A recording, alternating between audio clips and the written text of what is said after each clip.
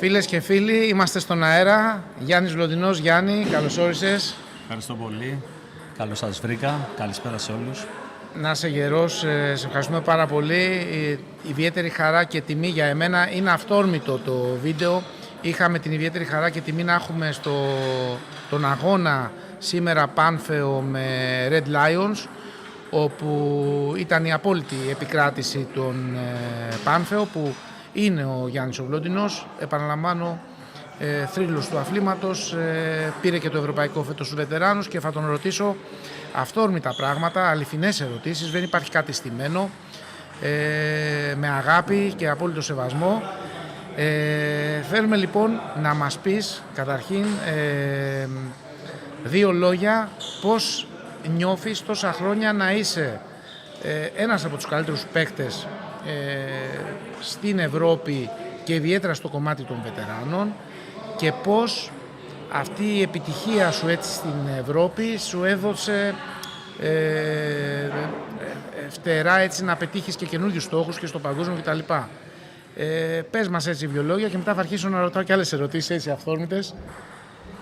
Καταρχήν είναι πολύ μεγάλη χαρά για μένα και για τους ανθρώπους που είναι γύρω μου να πετυχαίνω επιτυχίες τόσα χρόνια, να είμαι σε μια σταθερή, σε ένα σταθερό επίπεδο θα έλεγα, και να καταφέρνω να κάνω νίκες και στο εξωτερικό. Βέβαια αυτό προέρχεται μέσα από πάρα πολύ σκληρή δουλειά, καθημερινή δουλειά, επίπονη δουλειά, και μου δίνει ιδιαίτερο κίνητρο έτσι, αυτές οι επιτυχίες, στο μετάλλιο, στο πανευρωπαϊκό, πέρσι στο παγκόσμιο, να συνεχίσω να είμαι ακόμα πιο δυνατός και να πετύχω επίσης μεγάλους στόχους και να παραμείνω σε ένα υψηλό επίπεδο.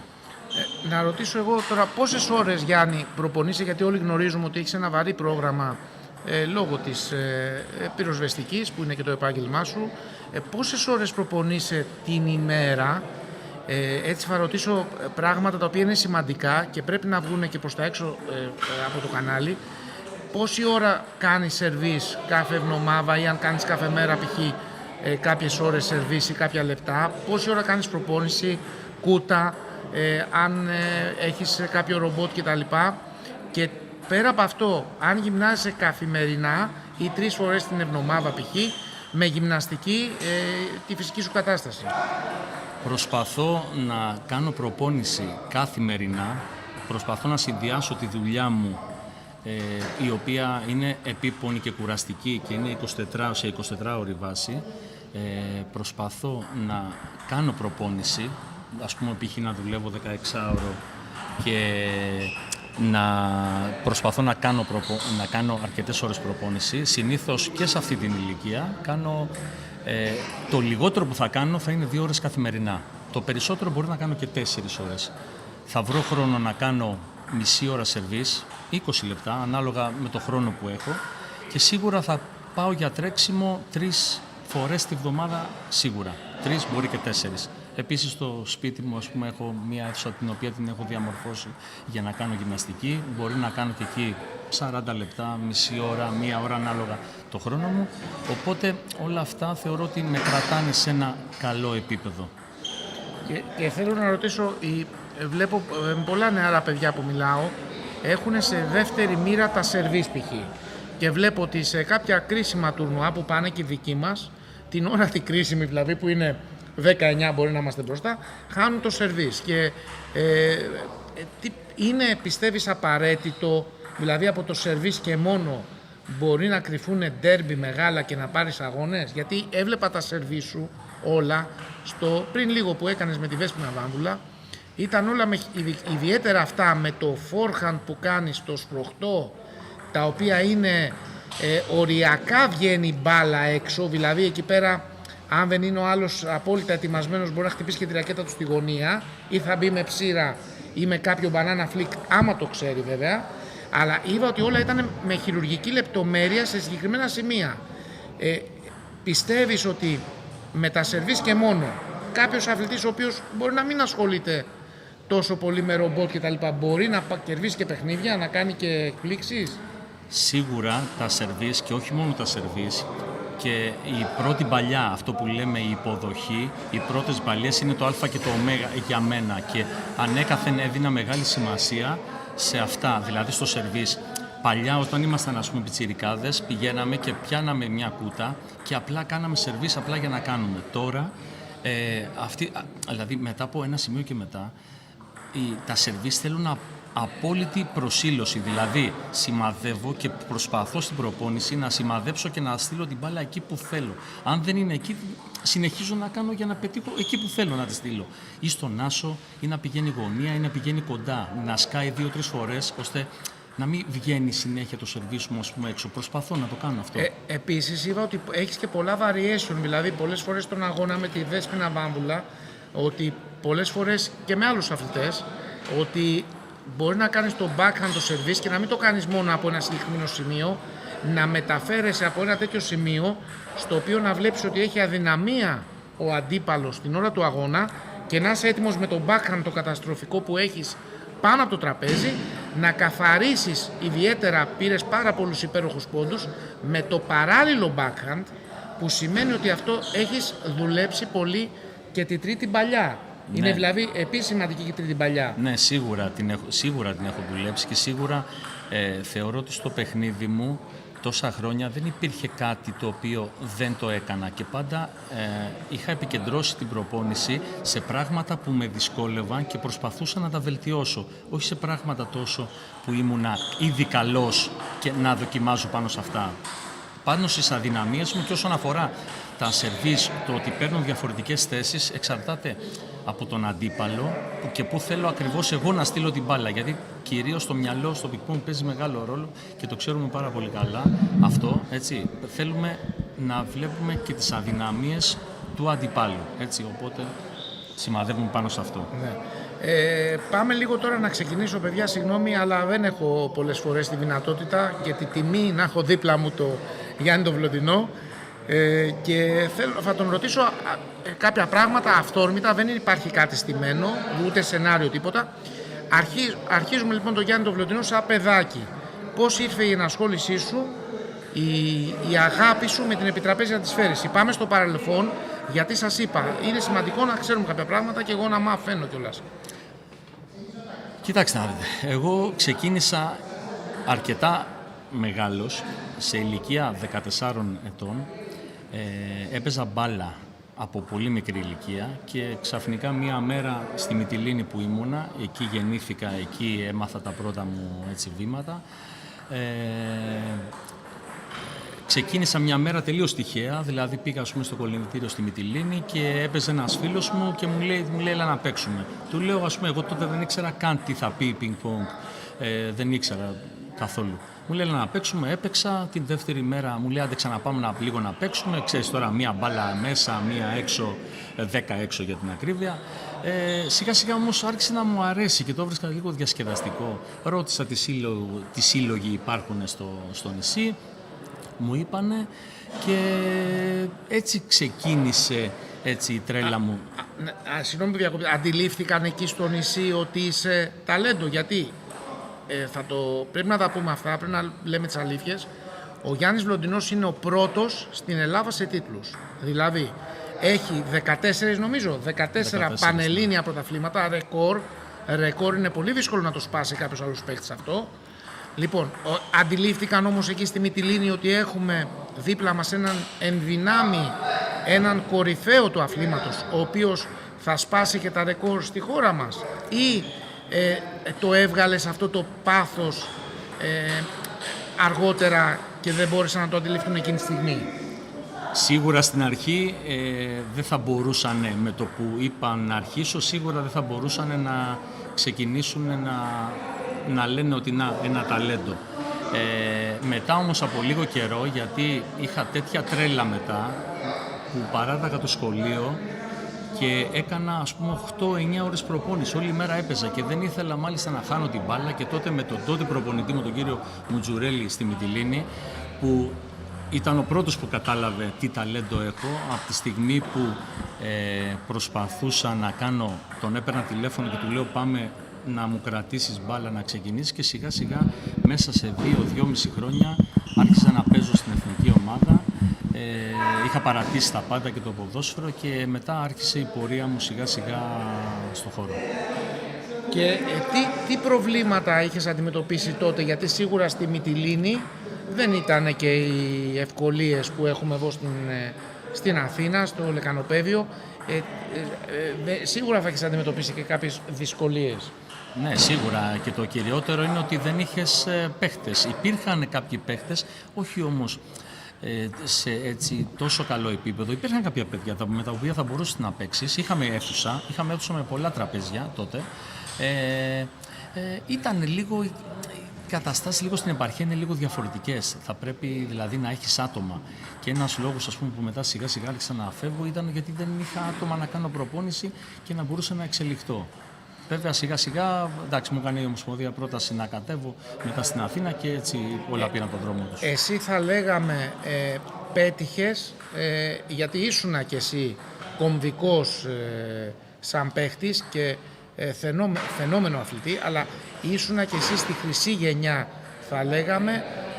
Πέτυχες, δηλαδή είδες μπροστά σου να ξεδιπλώνονται και το ταλέντο π.χ. του Ντανιέλ Τσιόκα και του Καλλινικού Κρεάγκα. Ήσουνα κι εσύ παρόμοιο επίπεδου, δεν υστερούσες κάπου. Βέβαια ήρθανε με μια άλλη νοοτροπία. Αυτά τα στοιχεία τα οποία ήρθαν απ' έξω, τα οποία αλλάξανε λίγο έτσι, φέρανε ένα καινούριο πνεύμα. Εσύ πώς ενσωμάτωσες κάποια στοιχεία τα οποία ήρθαν από το εξωτερικό τότε, ο Τσιόκας και ο Κρεάγκας, στην προπόνησή σου? Γιατί και αυτοί μόνοι τους, π.χ. σε συζητήσεις που έχω κάνει, πέρα ότι καμαρώνουν και τιμάνε ασύλληπτα την προσωπικότητά σου και το ταλέντο σου, θεωρούν ότι έχεις ένα στυλ το οποίο ακόμα και σήμερα μπορεί να προκαλέσει ζημιά σε οποιοδήποτε αντίπαλο, δηλαδή λίγο να είναι χαλαρός ο άλλος, έχει χάσει. Και σίγουρα έχεις και εσύ το backhand, το οποίο σε έχει κατατάξει σε ένα elite επίπεδο, το βολοφωνικό backhand μέσα εισαγωγικά. Πήρες κάποια στοιχεία εσύ ερχόμενος εδώ, γιατί είσαι και μικρότερος νομίζω, ή αν όχι η ίδια ηλικία, αλλά μπορεί να ήσασταν η ίδια γενιά. Περίπου ίδια ηλικία. Είμαστε κάτι μήνες λίγο μεγαλύτερος ο Ντανιέλ, κάτι μήνες λίγο μικρότερος από μένα, ας πούμε, ο Καλίν. Σίγουρα πήρα στοιχεία, δεν το συζητάω. Η έλευση του Καλίν και του Ντανιέλ, δύο μεγάλων παιχτών, έφερε άνοδο στο ελληνικό πικ-πονγκ.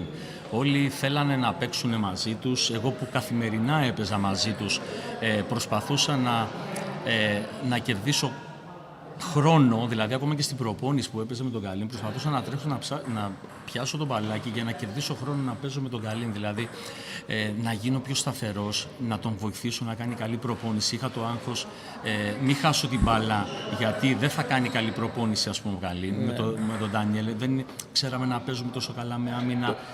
Άρχιζα να έμαθα να παίζω με άμυνα. Ναι. Και βεβαίως, την πειθαρχία. Και βεβαίως, επειδή έχω μιλήσει και με τους δύο, πέρα ότι έχω ακούσει τα καλύτερα λόγια, πέρα σαν άνθρωπος, ο Γιάννης ο Βλωτινός, και σαν μέσα εισαγωγικά αντίπαλος στο τραπέζι, σαν συναθλητής, ήσουνα σε ένα επίπεδο το οποίο πραγματικά βοήθησε να ανέβει και να έχουμε τη χρυσή εποχή, γιατί μετά από εσάς ήρθε νομίζω και ο Παπαγεωργίου, ήρθαν και τα άλλα παιδιά, αλλά η δικιά σας η γενιά ήταν η γενιά την οποία εγώ νιώθω ότι δεν εκμεταλλευτήκαμε στο έπακρο, ώστε να έχουμε από πίσω αυτή τη στιγμή 5 τύπους σαν εσένα, 5 παίχτες επίπεδου Γιάννου Βλοντινού, οι οποίοι δεν υπάρχουν, 5 παίχτες επίπεδου Ντανιέλ Τσιόκα, οι οποίοι δεν υπάρχουν δυστυχώς, και 5 παίχτες Καλλίνικου Κρεάγκα, οι οποίοι δεν υπάρχουν. Άρα πιστεύεις ότι η χρυσή εποχή, η δικιά σας, έκρυβε και μία παγίδα, ότι επαναπαυτήκαμε στις Δάφνες, στον Βλωτινό, ο οποίος τα σάρωνε όλα στην Ελλάδα, στον Καλλίνικο Κρεάγκα που ήταν στο εξωτερικό μπροστά μαζί με το Τσιόκα, επαναπαυτήκαμε, πιστεύεις, σαν χώρα σε αυτό το πράγμα το οποίο είχαμε? Σίγουρα σίγουρα ήθελε περισσότερη δουλειά και περισσότερη δουλειά στις νέες ηλικίες. Βλέπουμε πολλές χώρες στο εξωτερικό, στην Ευρώπη, να δουλεύουν τα μικρά παιδιά, να κατεβάσουν σε τουρνουά μικρά παιδιά, ώστε συνέχεια να υπάρχει μια συνέχεια. Δηλαδή και σίγουρα μεγαλώνουμε όλοι, έτσι, φεύγουμε, φύγαμε, έτσι, από εκεί και πέρα, γιατί η Ελλάδα, μπορώ να πω ότι δεν στερείται ταλέντων. Έχουμε παιδιά, έχουμε παιδιά. Το θέμα υστερούμε στη δουλειά και στην οργάνωση. Πρέπει να βρούμε, να υπάρχουν προπονητές, σίγουρα υπάρχουν προπονητές στον χώρο, έτσι, να γίνει σωστή δουλειά, να αναλάβει ο καθένας ένα πόστο, μια μερίδα μικρών παιδιών, λίγο πιο μεγάλων, λίγο ακόμα πιο μικρών, έτσι, και πάει λέγοντας, να δουλέψει αποκλειστικά πάνω σε αυτά, να πηγαίνουν τουρνουά, να έχουμε κάποιους χορηγούς, κάποιους σπόνσορες, έτσι, να κάνουν τουρνουά, γιατί κακά τα ψέματα, μόνο με την κάμπ στο εξωτερικό, αλλά σίγουρα χωρίς χρήματα δεν μπορούν να γίνουν όλα αυτά. Ναι. Έτσι. Και ποιοτική δουλειά, έτσι, πάνω απ' όλα, ποιοτική δουλειά. Συγγνώμη που σου διακόπτω, εγώ είχα μιλήσει με την Έλενα τη Ζαχάρια, που είχα την ιδιαίτερη χαρά και τιμή. Κάποια στιγμή είχε ακυρωθεί ένας αγώνας και είχε έρθει και μας είχε μιλήσει, πραγματικά, η οποία, μιλάμε τώρα για αθλήτρια, ρομπότ, η οποία τελείωσε, έφτανε στη Ρουμανία το πρωί 6 ώρα, έπρεπε 8 η ώρα να είναι στην προπόνηση, σε 2 μέρες θα έπαιζε σε τουρνουά, δεν κοίταγε το πόσο θα κάτσει και το αν θα δει μέσα εισαγωγικά το αγόρι της στη σχέση της. Και βλέπω λοιπόν εγώ την νοοτροπία, ότι την νοοτροπία που είχατε όλοι εσείς οι παλιοί, γιατί εγώ σε καμαρώνω και σε θαυμάζω και αποτελείς πρότυπο για μένα και εύχομαι και εγώ, είμαι μικρότερος ηλικιακά, 47 χρονών, εύχομαι και εγώ σε κάποια χρόνια να μπορέσω να διατηρηθώ και στην τρομερή φυσική κατάσταση που έχεις εσύ, και να ανέβω παιχτικά, σίγουρα δεν πρόκειται ποτέ να φτάσω σε ένα, αλλά να μπορώ να χαίρομαι το άθλημα. Αλλά βλέπω ότι δεν υπάρχει το focus εδώ στη χώρα μας του ότι κάνω 8 ώρες προπόνηση τη μέρα. Δηλαδή, πολλές φορές μιλάω με αθλητές, τους λέω, παιδιά, πόση ώρα που κάνεις προπόνηση τη μέρα, μου λέει 3 ώρες, 4. Και τους λέω χαριτολογώντας, παιδιά, 4 ώρες. Κάνει ο Γιάννης ο Βλοντινός. Όταν ο Γιάννης ο Βλοντινός κάνει 4 ώρες, εσείς που είστε 25, 26, 30, 35 και δεν έχετε δουλειά, δεν είναι να πω ότι έχει κάποιες πανεπιστημιακές σπούδες κτλ. Δεν επιτρέπεται να μην κάνετε σχεδόν 6 ώρες τη μέρα. Και συγγνώμη που μακρηγορώ, αλλά η Μαρία Χριστοφοράκη, που είχε έρθει εδώ σε αυτόν τον υπέροχο χώρο, μας είχε πει ότι έκανε 3 ώρες προπόνηση τη μέρα και πήγαινε να αντιμετωπίσει αθλήτριες που κάναν 8 ώρες προπόνηση τη μέρα. Και μόνο που φτάσε τόσο ψηλά και κέρδιζε κάποιες από αυτές, ήταν άφλος. Τι έχεις λοιπόν να πεις στα παιδιά που νομίζουν ότι 3 και 4 ώρες την ημέρα τους είναι αρκετές? Ένα κίνητρο. Τι πιστεύεις ότι πρέπει να... Αυτό είναι πραγματικά ένα δύσκολο ερώτημα. Δεν ξέρω πώς μπορεί ο καθένας να μπει σε μια διαδικασία να κάνει προπόνηση, και εξαρτάται σίγουρα από τα κίνητρα και τις προσδοκίες που έχει. Έτσι, δηλαδή, μπορεί εγώ να θέλω να γίνω πρωταθλητής κόσμου, έτσι. Πρέπει να κάνω αντίστοιχα, αλλά να το θέλω, έτσι. Πρέπει να κάνω αντίστοιχα τόσες ώρες προπόνηση. Κάποιοι άλλοι, οι περισσότεροι, νομίζω ότι επαναπαύονται στις ομάδες που παίζουν, ότι εντάξει, καλά παίζω, δεν νομίζω ότι θα παίξω, ας πούμε, παραπάνω, ίσως σε καλύτερο επίπεδο, οπότε σου λέει αρκετά είναι. Εγώ πιστεύω ότι όλοι οι παίχτες σε οποιαδήποτε ηλικία έχουν τρομερά περιθώρια βελτίωσης. Απλά θέλει δουλειά, πρέπει ο καθένας να βάλει, έτσι, το κεφάλι κάτω, να δουλέψει, έτσι. Αλλά αυτό πραγματικά πιστεύω ότι είναι πολύ δύσκολο. Οι περισσότεροι παίκτες παίζουν στο εξωτερικό σε 1, 2, 3 ομάδες, ταξιδεύουν πολύ, κουράζονται.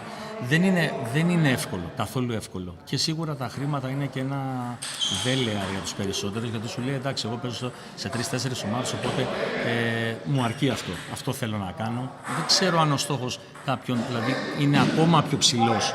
Θέλω να γίνω παιχταράς, ρε παιδί μου. Θέλω να γίνω, ας πούμε, να μπω στους 100, να έχω ένα κίνητρο. Ναι. Έτσι, εγώ, αν μπορούσα τώρα, ας πούμε, θα πήγαινα και τουρνουά έξω. Δηλαδή, μ' αρέσει, και όσο είμαι υγιής, θα προσπαθούσα να το κάνω. Το έχεις κάνει και τρόπο ζωής. Σίγουρα τρόπο ζωής. Μα αυτή είναι η ζωή μου όλη. Ναι. Πέρα από την πυροσβεστική, η οποία είναι επίσης η ζωή μου όλη, έτσι, και η δουλειά μου, έτσι, το ping-pong είναι Δηλαδή ζω και αναπνέω. Προσπαθώ να βρω χρόνο να δω πότε θα κάνω προπόνηση. Και θέλω να ρωτήσω ότι π.χ.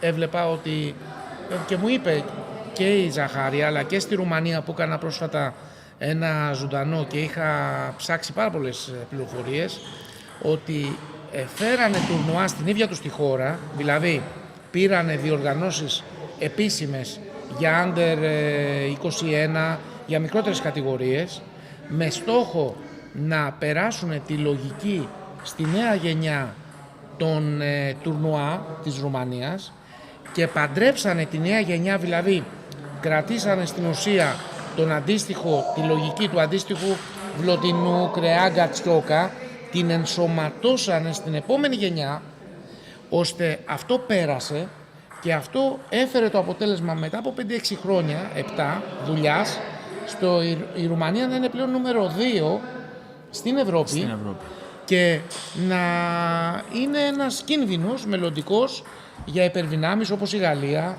η Γερμανία και η Σουηδία. Εμείς π.χ. σαν χώρα αυτό το πράγμα, τότε το timing που ήταν τώρα σχεδόν τη δεκαετία του 90 να πω, το αφήσαμε και πέταξε. Υπάρχει περίπτωση αυτό να το πιάσουμε έστω και τελευταία στιγμή, δηλαδή να πάρουμε το κόνσεπτ της παλιάς χρυσής εποχής και να μπει μέσα, ή πιστεύεις ότι αυτό είναι ένα κόστος το οποίο, γιατί πλέον έχουν μειωθεί πολύ και τα οικονομικά της Ομοσπονδίας κτλ. Βέβαια, στη Ρουμανία το κράτος έκανε παρέμβαση πέρα της Ομοσπονδίας. Το κράτος είπε ότι εγώ πιστεύω στην επιτραπέζια της φέρηση, άρα λοιπόν αυτό το έξτρα κόστος θα το καλύψω εγώ. Το κράτος. Πιστεύεις ότι π.χ.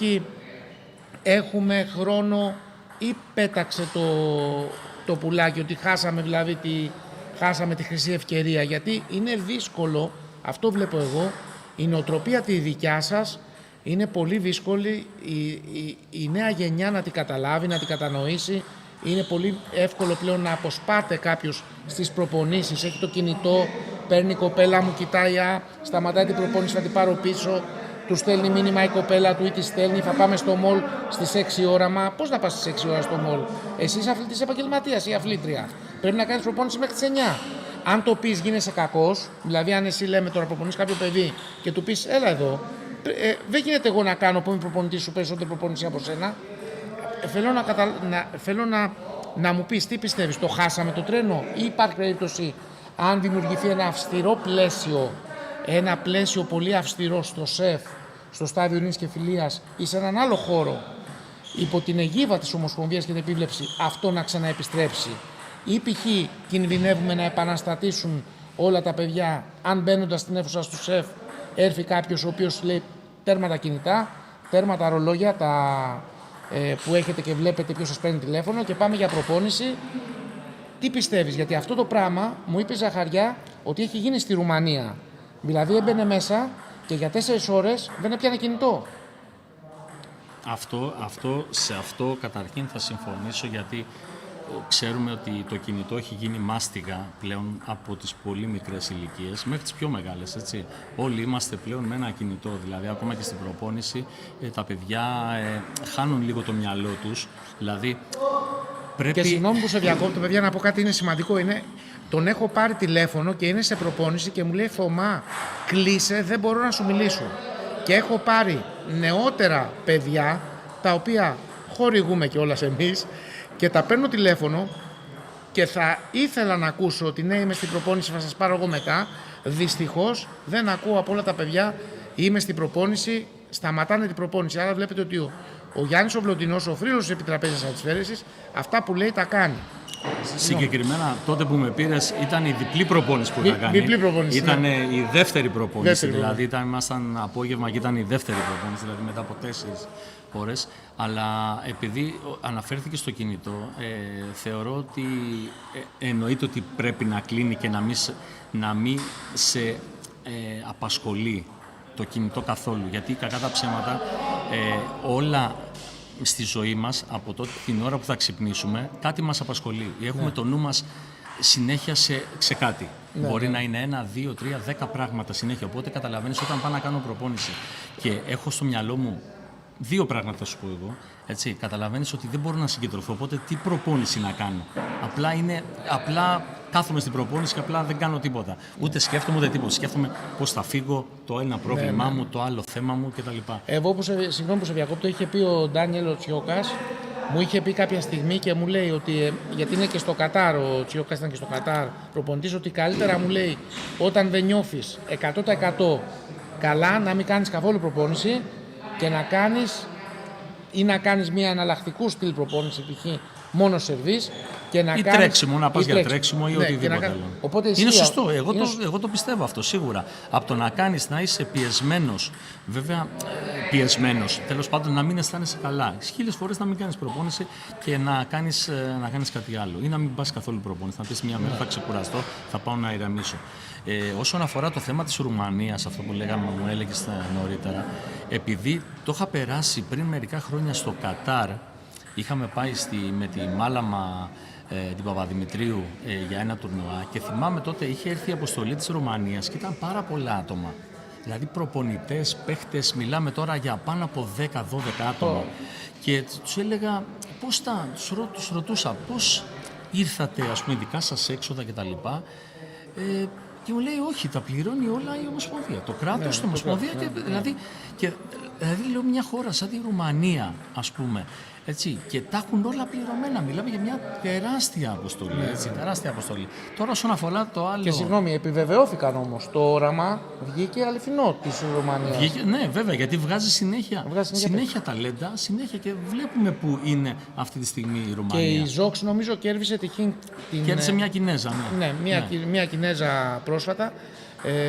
Ναι, βγαίνουν τα λένε. Δεν είναι τυχαία τα αποτελέσματα κάποιων χωρών της π.χ. ας πούμε της Γαλλίας, της Γερμανίας. Εντάξει, γίνεται δουλειά από πίσω. Έτσι. Οπότε θεωρώ ότι αυτό τώρα όσον αφορά για το δικό μας το θέμα. Να πω κάτι, συγγνώμη, για αυτό τώρα που είπες, γιατί μου έβωσες μια πολύ όμορφη πάσα. Συγγνώμη, θα σε κρατήσω εδώ σαν παγάγο. Γιατί είσαι βίβλος γνώσεων να μάθω. Δεν έχω κανένα. Λοιπόν, αυτή τη στιγμή όμως πήρανε το ρίσκο. Δηλαδή, θα σου πω κάτι το οποίο για μένα είναι σημαντικό. Ο Καλίνικος Κρεάγκα είχε πάρει το ρίσκο και είχε πάει η Ιαπωνία, νομίζω. Ναι. Όπου σε αυτές τις χώρες οι ασιατικές κινδυνεύεις να χάσεις και από παίχτες οι οποίοι είναι εραστέχνες, πολύ χαμηλότεροι. Ναι, γιατί λοιπόν, το ίδιο ρίσκο είχε πάρει νομίζω και ο Παναγιώτης Γκιόνης. Ο Τρούλς Μόργαρτ που παίζει στον Ολυμπιακό πήγε στη Κίνα. Και μάλιστα έχασε από πάρα πολλούς. Ο Τίμο Μπολ επίσης. Ο Φτσάροφ πήγε και έχασε από έναν παίχτη ο οποίος ήταν πολύ αμάτεο, φαινόμενο, ναι. Αλλά όλοι πήρανε το ρίσκο και ρισκάρανε. Από εμάς τώρα τα νέα παιδιά, πιστεύεις ότι αν κάποιος έπαιρνε το ρίσκο και έλεγε θα φύγω και θα πάω για 6 μήνες να φάω χώμα, να γίνω 0 στην ουσία για να από τις τάχτες μου να ξανανεύω στη Κίνα, θα ήταν υπέρ του?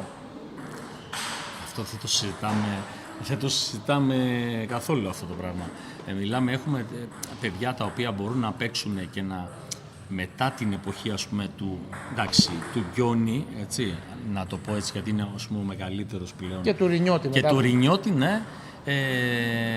Θεωρώ ότι υπάρχουν παιδιά τα οποία αν δίνανε το κάτι παραπάνω, δηλαδή να πηγαίνουν, εντάξει τώρα μιλάμε για την Κίνα η οποία είναι ας πούμε υπερδύναμη στον πλανήτη, να πάνε σε κάμπ, να πάνε να παίξουν σε αγώνες εκεί και να συναναστραφούν με τέτοιο επίπεδου παίχτες, θεωρώ ότι μόνο καλό θα τους έκανε, έτσι, δηλαδή παίχτες σαν τον Σγουρόπουλο, σαν τον Σταματούρο, Κωνσταντινόπουλος και όσα παιδιά έρχονται από πίσω, Χατζηλικερούδης, εγώ θα τους βάλω όλους και ακόμα υπάρχουν παιδιά που έχουν τη δίψα, θεωρώ ότι έχουν τη δίψα να παίξουν. Το θέμα είναι ότι πρέπει από εδώ να ξεκινήσει, να βοηθηθούν εδώ στο χώρο της Ομοσπονδίας, μέσα στο ΣΕΦ, να γίνει σωστή δουλειά, Και από εκεί και πέρα ο καθένας θα μπορεί να μπορεί να φύγει έξω, να πηγαίνει όχι μόνο στην Κίνα.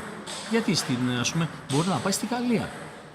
Να πηγαίνει 15 μέρες στη Γαλλία για κάμου, να πηγαίνει στη Γερμανία, να φύγει λίγο από τα πλαίσια, να φύγουμε και λίγο από τα πλαίσια της Ελλάδας, έτσι.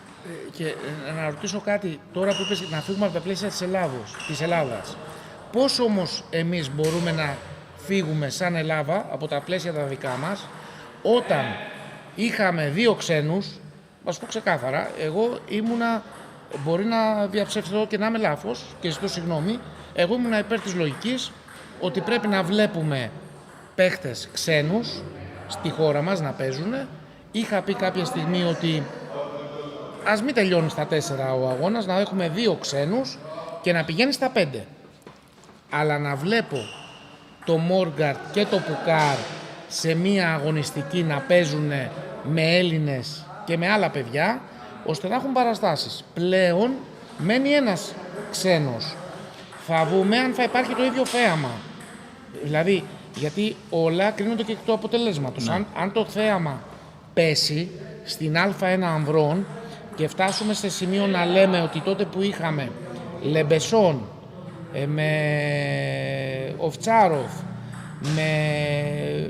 τότε που είχαμε τους ξένους και 2 ξένους στο Παναθηναϊκό, 2 ξένους στον Ολυμπιακό, 2 ξένους στην ΑΕΚ, 2 ξένους στο Πέρα, που βλέπαμε ένα υπερθέαμα πραγματικό.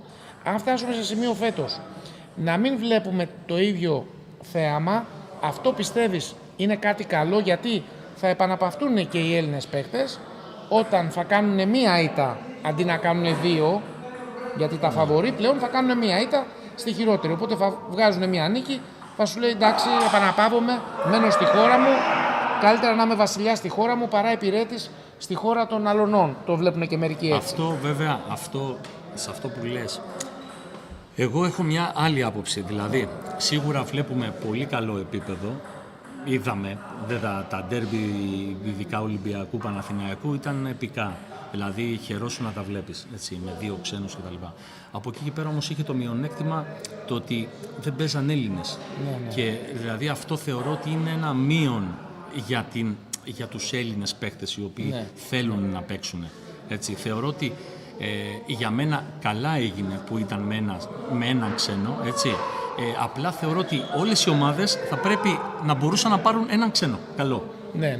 Να μπορούσε να γίνει λίγο πιο ανταγωνιστικό το πρωτάθλημα και να μην κρίνεται τόσο πολύ στο Ολυμπιακός Παναθηναϊκός. Δηλαδή να δυναμώσει ακόμα περισσότερο με πιο δυνατό ίσως ξένο η ΑΕΚ και κάποιες άλλες ομάδες να βρουν κάποιους χορηγούς, να δώσουν κάποια λεφτά και να φέρουν παιχταράδες και να γίνει λίγο πιο ανταγωνιστικό το πρωτάθλημα.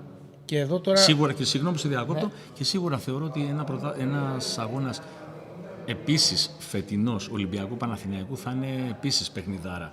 Μακάρι, το πιστεύω. Αυτό θέλουμε κι εμείς, αυτό θέλουμε να... Γιατί οι παίκτες που παίζουν είναι... Εδώ τώρα, φίλες και φίλοι, επειδή σας είπα είναι αυθόρμητο και είναι αληθινή συζήτηση, θέλω να σε ρωτήσω το εξής. Έρχεται από το εξωτερικό, έχει καθορίσει αγώνες και παιχνίδια, είναι το λεγόμενο VAR στην επιτραπέζια της φέρηση. Είναι πολύ σημαντικό για εμένα προσωπικά, σαν λογική, δεν έχω πρόβλημα να χάνω, αλλά θέλω, όπως και οι περισσότεροι, όπως και εσύ και όλοι, να χάνουν με την αξία τους. Πόσο πιστεύεις, δεν θα εφαρμοστεί στη χώρα μας βέβαια, γιατί δεν είναι εύκολο, όμως αργά ή γρήγορα θα αναγκαστούμε να το εφαρμόσουμε. Δηλαδή να υπάρχει επανάληψη του πόντου, να βλέπουμε αν μπήκε η μπάλα μέσα στο τραπέζι ή όχι, αν το σερβίς ήταν σωστό ή όχι. Και η άποψή μου ότι αυτό είναι κάτι προς τη σωστή κατεύθυνση είναι γιατί μπορεί να καταστραφεί μια καριέρα ενός αθλητή αν κάποιος π.χ. κάνει κάποια σερβίς τα οποία είναι πιαστά, τα οποία σερβίς είναι παράνομα και παίξει με έναν αθλητή ο οποίος είναι ένα όνομα πολύ δυνατό, ο άλλος δεν έχει να χάσει κάτι. Αυτός όμως ο οποίος θα χάσει και θα είναι γνωστός, ίσως και τον στοιχιώνει αυτό στη μετέπειτα καριέρα του. Και στο εξωτερικό ήδη έχουμε δει αγώνες, δηλαδή ο Σιμών Γκοζή και άλλοι παίχτες οι οποίοι κάνουν ενστάσεις, δικαιώνονται κερδίζουν παιχνίδια τα οποία θα χάναν αλλιώς, δηλαδή ήταν ο αντίπαλος μπροστά 9-6, κέρδισε ο άνθρωπος ο οποίος έκανε την ένσταση, δικαιώθηκε και γύρισε το παιχνίδι, γιατί μετά έπεσε ψυχολογικά ο αντίπαλος. Αν αυτό το πράγμα πιστεύεις έχει χώρο στη χώρα μας και θα ήταν κάτι καλό να το ζητήσουν οι ίδιες οι ομάδες? Θεωρώ ότι καταρχήν θα ξεκινήσω εδώ και πάρα πολλά χρόνια που ακόμα τα σερβίς ήταν πιαστά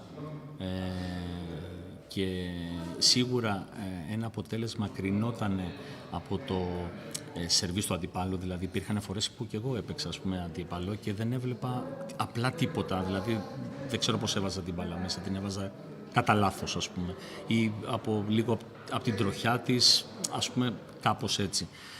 Θεωρώ ότι αυτό το πράγμα θα λυνότανε, σίγουρα πρέπει να μπει και στην Ελλάδα και θεωρώ ότι πρέπει να μπει και στο εξωτερικό. Έχει μπει ούτως ή άλλως στο εξωτερικό, απλά νομίζω ότι όλα θα λυνότανε αν άλλαζε τελείως ο κανονισμός του σερβίς και π.χ. όλοι κάνανε σερβίς με το ρεβέρ, να καταργηθεί το drive του σερβίς και να παίζουν όλοι με ρεβέρ σερβίς, μία λύση τώρα, έτσι, μία λύση η οποία όμως, γιατί όταν κάνεις σερβίς με το ρεβέρ καταλαβαίνεις ότι είναι εδώ μπροστά, τα βλέπεις όλα, δεν μπορεί να βάλεις χέρι, ακόμα και τώρα δηλαδή που κάθομαι και παρακολουθώ αγώνες της εθνικής, αγώνες στο εξωτερικό, από πρωταθλήματα, από τουρνουά και βλέπω ότι υπάρχουν μεγάλοι παίχτες, και ακόμα και Κινέζοι, έτσι, οι οποίοι το σερβίς είναι, θα έλεγα, αρκετά πιαστό.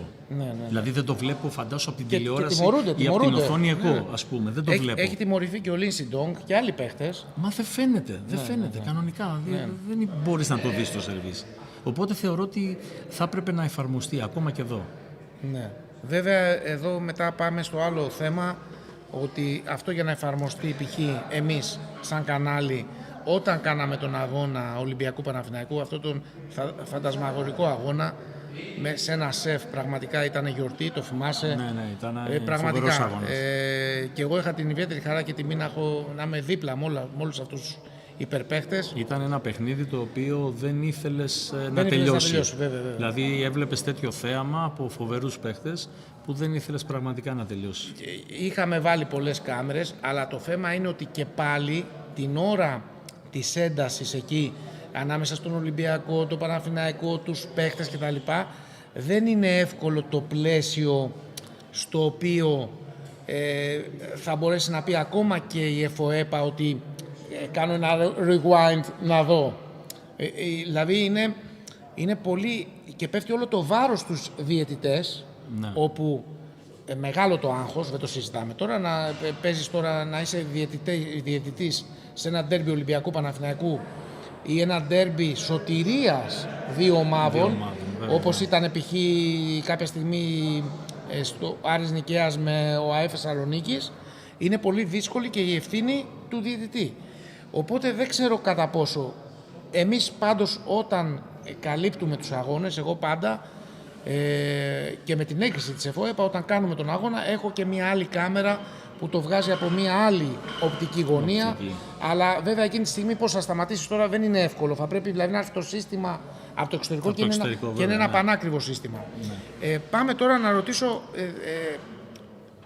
το επίπεδό μας. Δηλαδή αυτή τη στιγμή έχεις παραστάσεις, επειδή είσαι προπονητής κορυφαίων αθλητών και αθλητριών, έχεις παραστάσεις και πρέπει να ομολογήσουμε ότι υπάρχει και πολύ καλό κλίμα. Έβλεπα εγώ π.χ. τη Μαλαματένια Παπαδημητρίου, η οποία έχει ένα υπέροχη σχέση με την Έλενα Ζαχάρια, και όπως είχα πει ότι αυτή η σχέση της Μαλαματένιας Παπαδημητρίου με την Έλενα Ζαχάρια προωθούσε, εκτός τη σχέση των δύο χωρών, προωθούσε και το άθλημα στο γενικότερο πλαίσιο, γιατί ερχόταν με πολύ χαρά να παίξει η Έλενα Ζαχάρια στη χώρα μας, την έβλεπε σαν δεύτερο σπίτι της. Πιστεύεις όμως ότι αυτό που έγινε, που κάνανε οι Ρουμάνοι, που κάνανε ένα αντικατασκοπικού χαρακτήρα, θα έλεγα, τρίκ, που φωνάξανε το Στάφη το Μανολόπουλο, νέο παιδί, πολλά υποσχόμενο, στην αμυντική γενιά θα λέγαμε, ο τελευταίος μετά τον Αγγελάκη έρχεται ο Μανολόπουλος, και φωνάξανε και την Κατερίνα Τιτόλιου. Όλοι γνωρίζουμε το ταλέντο της Κατερίνας Τόλιου, να είναι καλά η κοπέλα, να την καμαρώσουμε. Σίγουρα δεν τους καλέσανε γιατί τους αγαπάνε, γιατί τους καλέσανε οι Ρουμάνοι εκεί. Μήπως τους καλέσανε για να κάνουν μεν το ΚΑΠ, αλλά για να είναι έτοιμοι κι αυτοί σε αντίστοιχα παιχνίδια. Γιατί θυμόμαστε όλοι, συγγνώμη που μακρηγορώ, να σου πω το νόημα, ότι η Τόλιου κέρβιζε την Έλενα Ζαχάρια. Και πολλές φορές η Κατερίνα Τόλιου την κέρβιζε ψιλοοριακά, θα λέγαμε. Ναι, ήταν ντέρμπι τα παιχνίδια. Ήταν μπράβο, ντέρμπι. Άρα εκεί λοιπόν, μήπως και αυτοί κάνουν τη δουλειά τους, σου λένε έχει πέσει η Ελλάδα σε σχέση με παλιά, να τους φωνάξουμε στη χώρα μας, να κάτσουν μετά 5 τύποι σαν εσένα που είναι IT και να πούνε έλα εδώ, θα παίζεις σε αυτό το κομμάτι. Δηλαδή όταν θα αντιμετωπίζεις τέτοιους αντιπάλους που έχουν το δοντάκι ή έχουν το στυλ της Κατερίνας Τόλιου, που πλέον με την artificial, με την τεχνητή νοημοσύνη μπορείς να ξέρεις σε έναν αγώνα πόσες φορές χτύπησε σε συγκεκριμένα σημεία και πήρε το πόντο, μήπως κάνουν έτσι και τέτοια παιχνίδια. Σίγουρα ο στόχος όλων αυτών είναι να υποφεληθούν και οι ίδιοι. Και αυτό το ξέρουν πάρα πολύ καλά. Δηλαδή, πέρα ότι και οι δικοί μας οι παίχτες, δηλαδή και η Κατερίνα και ο Στάθης στην προπόνηση σίγουρα κερδίζουν και βγαίνουν πάντα κερδισμένοι, αλλά ο στόχος κυρίως είναι να υποφεληθούν κυριολεκτικά. Έτσι. Οι Ρουμάνοι για να μάθουν τον τρόπο παιχνιδιού, τον αμυντικό, που πολλοί παίχτες ξέρουμε, όχι μόνο στη Ρουμανία και σε πολλές άλλες χώρες υπάρχουν κορυφαίοι παίχτες, πάρα πολύ καλοί παίχτες, οι οποίοι δεν ξέρουν να παίζουν με άμυνα. Δεν ξέρουν καθόλου. Οπότε, μια εβδομάδα, 10 μέρες να παίζω με αμυντικό συνέχεια, κάτι μου δίνει. Δεν μπορεί να μην μάθω να γίνω ο υπερπαίχτης, αλλά αυτό αν το επαναλαμβάνω σε τακτά χρονικά διαστήματα, να παίζω με άμυνα, να φωνάζω κάποιους αμυντικούς και να έχω καλή επαφή, σίγουρα θα με βελτιώσει πάρα πολύ. Γιατί συγκεκριμένα για τη Ζαχαριά, επειδή έκανα και coach στη συγκεκριμένη παίχτρια και της είπα κάποια πράγματα, έχει ένα τελείως λάθος σκεπτικό όσον αφορά την άμυνα. Και μου το εξήγησε και βέβαια της εξήγησα ότι με αυτόν τον τρόπο που προσπαθείς να παίξεις, έτσι, με την άμυνα δεν γίνεται να κερδίσεις. Είναι αδύνατον. Πρέπει να μάθεις κάτι άλλο.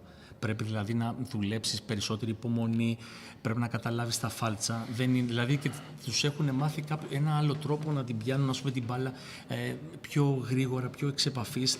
Είναι λίγο διαφορετικό το στυλ τους. Πάνε να το καθαρίσουν. Βλέπα πολλές φορές ότι π.χ. η Ζαχάρια έπαιζε πολύ πρώτο χρόνο. Δηλαδή πάνω από το τραπέζι πρώτο χρόνο να τελειώσει την μπάλα. Ναι, αλλά αν δεν γνωρίζεις όμως το φάλτσο που έρχεται την μπάλα από τον αμυντικό, γιατί είναι τελείως διαφορετικό, δεν μπορείς να πηγαίνεις σε πρώτο χρόνο. Δηλαδή, όταν, ας πούμε, λέω τώρα εγώ ένα παράδειγμα, όταν η Τόλιο, ας πούμε, κόβει άφαλτσα και πας να την πιάσεις σε πρώτο χρόνο, η μπάλα πάει απέναντι. Δεν πάει στο τραπέζι καν. Έτσι. Μπράβο. Θα πρέπει να βρεις λίγο το χρόνο. Και αυτό θέλει προπόνηση. Πόσο ρόλο πιστεύεις παίζει η ψυχολογία? Τώρα είπες, έχουμε γυναίκες οι οποίες είναι μεμονωμένα, και το έχω πει και σε άλλα ζωντανά, μεμονωμένα δεν το συζητάμε, έχουμε παίχτες οι οποίοι ο κάθε ένας τους και η κάθε μία τους είναι πολύ καλοί και μπορούν άνετα να φέρουν αποτελέσματα. Όταν όμως είμαστε σε ομαδικό επίπεδο, τι αλλάζει εκεί? Δηλαδή,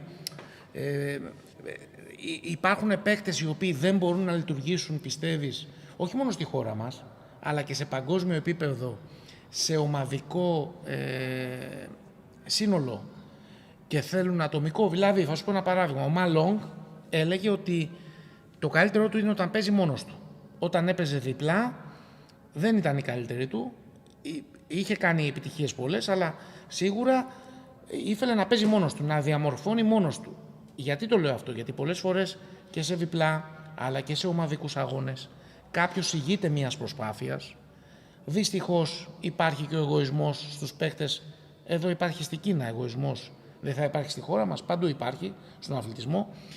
Τι πιστεύεις όμως ότι θα πρέπει να γίνει ώστε να ξεπεράσουμε αυτό το εμπόδιο, το ψυχολογικό? Δηλαδή και οι άντρες περάσαν τώρα στους 16, σίγουρα μπορούσαμε να πάμε και καλύτερα.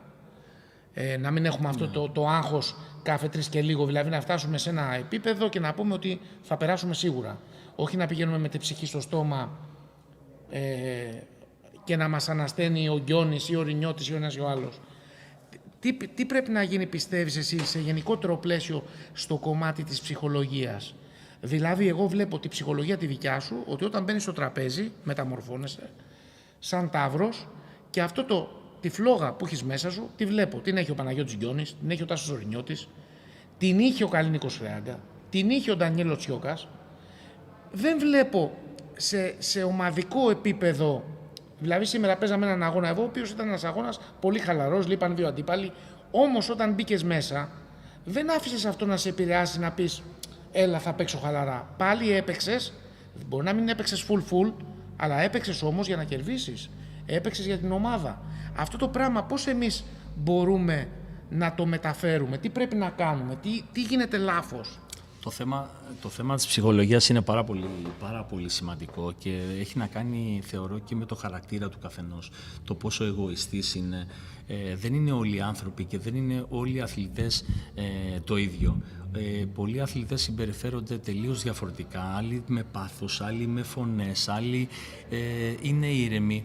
Θεωρώ ότι κάποιοι παίχτες δεν είναι το ιδανικό τους, θα έλεγα, το ομαδικό, γιατί ίσως αγχώνονται και ακόμα περισσότερο, ίσως έχουν το βάρος της ομάδας στις πλάτες τους, που αυτό νομίζω τους ρίχνει κατά πολύ, ενώ στο ατομικό έχουν να κάνουν καθαρά με τον εαυτό τους, που σου λέει ότι εγώ θα παλέψω, από εκεί και πέρα δεν έχω όμως το άγχος ότι τι θα μου πει κάποιος αν χάσω, ας πούμε. Ενώ στο ομαδικό όμως, άμα χάσω, είναι σαν να κρεμάω την ομάδα κάπως. Οπότε, και αν δεν το έχω και σαν άνθρωπος αυτό, το να παλεύω και να είμαι και λίγο, πώς να το πω τώρα, δεν είναι ακριβώς η λέξη φοβιτσιάρης, ας πούμε, αλλά να είμαι λίγο μαχητής. Ναι, να μην είμαι τόσο μαχητής, ας πούμε. Αυτό θεωρώ ότι κάποιους παίχτες τους καταβάλει. Και σίγουρα, αυτό που είπα και νωρίτερα, δεν είναι όλοι οι παίχτες το ίδιο. Έχει να κάνει με το επίπεδό τους, έχει να κάνει με το χαρακτήρα τους. Θεωρώ ότι εκεί θέλει σίγουρα περισσότερη δουλειά. Περισσότερη δουλειά και περισσότερο πείσμα. Και αυτό δουλεύεται και από μέσα σου. Θα σου δώσω ένα παράδειγμα, δηλαδή. Το 19 στη Βουδαπέστη, όταν έχασα στον τελικό από 2-1 και 6-3, θεωρούσα ότι το παιχνίδι το είχα. Τελικά το έχασα. Το οποίο θεωρούσα ότι θα κέρδιζα. Κάπου επαναπαύτηκα. Φέτος έλεγα ότι μην τυχόν, ας πούμε, και επαναπαυτείς και ας πούμε χαλαρώσει ή οτιδήποτε. Και ήμουν από την αρχή μέχρι το τέλος με τέτοια συγκέντρωση που... Και φάνηκε και στα βίντεο. Και φαινόταν, αλλά δηλαδή θέλω να σου δώσω ένα παράδειγμα ότι έχουν χαθεί παιχνίδια γιατί επαναπάβεσαι, γιατί χαλαρώνεις, γιατί... εντάξει, το πικ-πονγκ είναι πολύ ιδιαίτερο άθλημα. Είναι πάρα πολύ ιδιαίτερο άθλημα. Γιατί μπορεί να πλησιάζει στο 11, να είσαι στο 9 και να χάσει 19. Σίγουρα. Και αυτό το πράγμα θα πρέπει να το δουλέψουν και τα νέα παιδιά που έρχονται από πίσω, να το δουλέψουν πάρα πολύ με την ψυχολογία τους. Γιατί βλέπω παιδιά και μικρά, έτσι, τα οποία με το που κάτι δεν πάει καλά, το παρατάνε το παιχνίδι. Ναι.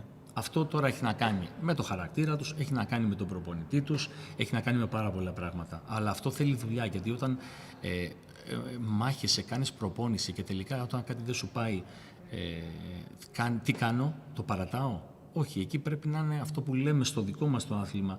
Πρέπει να είσαι πιο σκύλος, πρέπει να είσαι πιο μαχητής και να μέχρι τέλους να παλεύεις σε όποια κατάσταση και να βρίσκεσαι. Είσαι κουρασμένος, δεν μου πάει καλά η μέρα, παλεύεις όμως μέχρι να μπορείς να βρεις τη λύση. Και αυτό δουλεύεται και μέσα από την προπόνηση, με τον προπονητή σου, ίσως με τον ψυχολόγο σου. Και... να ρωτήσω κάτι, κάποια ταλέντα τα οποία έχουμε αυτή τη στιγμή στις μικρές ηλικίες, τα οποία πάνε πολύ καλά.